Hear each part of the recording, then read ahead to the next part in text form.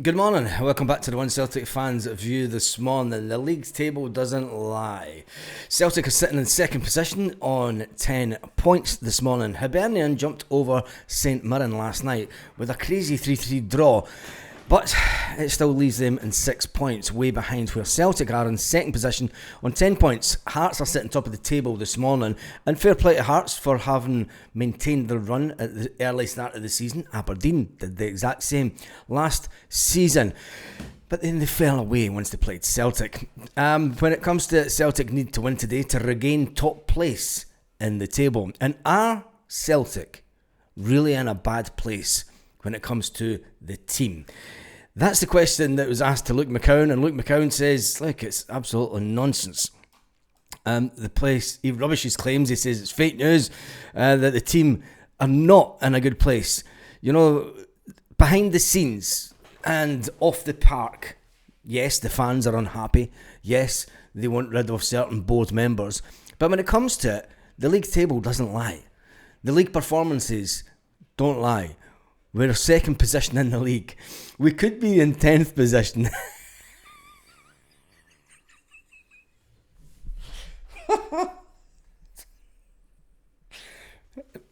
Compose yourself, because it's Sunday morning up with the lark.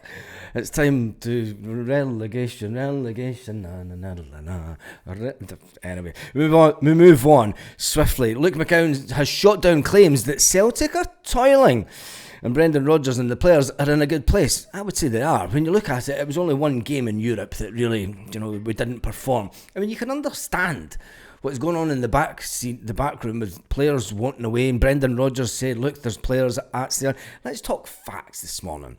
Brendan Rodgers said before we went to Kazakhstan, there are players at the club who are unsure whether they're going to be here or not. But I say to them, when you get your pay at the end of the month, it's Celtic FC that comes up on your bank statement. Whilst you're here, you give your all. Yes, they didn't give their all, and we understand that. Brendan Rodgers now has to motivate the players and get them back in a good place between now and the next transfer window. Because if they want a big move, they need to keep on performing on a week-to-week basis over the next couple of months before they get their move in January. A Kilmarnock player come out and says, look, Celtic aren't in a bad place. Brendan Rodgers himself has targeted the insider, who's said that Brendan's trying to engineer a move out the club by calling out the person, and he's asked them to resign. He had a meeting with Michael Nicholson, and in that meeting it's been alleged that he called for the resignation of the person who allowed the content to be released to the Sun media person. As a vote of confidence in the manager, you could say, by the board. Because if it came from Nicholson, he has to walk. There has to be a fall guy for what happened during the transfer window, and which ultimately made us come out of the Champions League. Brendan Rodgers then having that statement go against him, which Brendan Rodgers said was cowardly. And it was. Today at the game, Celtic fans will amass in numbers, as they always do at Kilmarnock. But before that, Celtic will make the headlines for all the wrong reasons, some people will say. There will be a big group of fans who will stay outside the stadium until the 12th minute and then come in. The disabled Celtic supporters put out a statement last night saying that they fully back it, and it's up to their members whether they want to stay or not and look after their own safety in trying to get into the stadium on the 12th minute. And it's up to them if they boycott the 12 minutes or not. There's a lot of them have said that they will boycott the 12 minutes. And Sunday's match against Kilmarnock today, the 12th minute, the Celtic fans will boldly walk into the grounds. Now, before you all start, there were 420 signatories, fans groups, fans media. The majority of them, 365, were Celtic supporters groups, buses that go to games, supporters clubs from all around the world. I am not here to speak on the behalf of all Celtic supporters, as some of the nasty comments that I've been getting. Who the do you think you are to speak on behalf of us? Well, I'm not. There was a majority that was put out there. There was 38,000 people signed an online document to say what they want the Celtic board to do. I'm just here to report the news to you. It is called the One Celtic Fans View. It's just my view. And it's all yours as well when we do the lives. But anyway, when they enter the stand on the 12th minute, Celtic fans will give the team ferocious backing for the rest of the game. That led to some of the media calling out Celtic as being in a bad place. Daniels from Kilmarnock said, Celtic are not really in a good place at the moment, so we'll take advantage of that. The league table doesn't lie. Where are Kilmarnock and their draw specialists? Celtic can get back to winning ways today, and I think that they will. Yes, it's always a hard game down in Kilmarnock. Luke McCowan says, as players, we're in a good place. We're joint top of the league coming into the weekend. You know, we started the league campaign well. It's about us as players performing. After that, you can be nice and you can chat about stuff. There's been a lot of noise, he says, and it's been put to bed early as far as we're concerned. You know, go and show with a good performance. That's where the noise is at. Because when we put on a good performance as players, Luke McCowan says, they fans make even more noise for the team. And it's our job as players to go out and show a good performance. The good old fast attacking football, none of this side-to-side passing shit. But then Kilmarnock will going to sit back this afternoon. Let's not lie. Kilmarnock will sit back in their defensive anti-football crap. Rather than attacking and trying to pick off Celtic, they'll sit back. And, you know, there will be times today where the players go, what is this pish? You've got to take pride of how we've started. We've not lost a goal in the league, says Luke McCowan. I love that boy, honestly. He's one of us. He's a fan that is living the dream. He's a fan like us as well. Don't know, he's probably pissed off the way that the transfer windows went, but he can't come out and say it because he's employers. Luke McCowan then went to say, excuse me, he said, you've got to take great pride in how we've started. We've not lost a goal. We're sitting joint going into the week. Joint top going into the weekend. We're there with great confidence. Look, tumbling out of the Champions League and not qualifying was hugely disappointing. But we bounced back and ensure that this season is a success. It's obviously a disappointment coming out of the Champions League. It was always going to be a massive blow to the clubs, to the players, to the fans, and to us on a personal level. We wanted to be in the Champions League. We want to play in the Champions League. It just didn't happen for us. We've got another competition that you can go into and do incredibly well, and that is now the objective. It's about putting all the focus, says Luke McCowan, and drawing a line under what happened for the Champions League, just like we did in 2003. I take your mind back to when Martin O'Neill took us to Seville, and I'm not putting in the comparison, saying that this team are going to go to the final. But we dropped out of the Champions League. Nobody criticises Celtic and Martin O'Neill for dropping out of the Champions League that season. Nobody remembers it.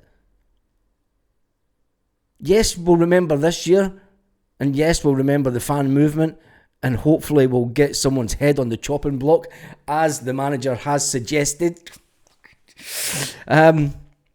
But we need to put in top level performances, and I am sure we will, said Luke McCowan. I think that boy's just, I tell you, he has to be one of the best £1 million signings that Celtic have ever made.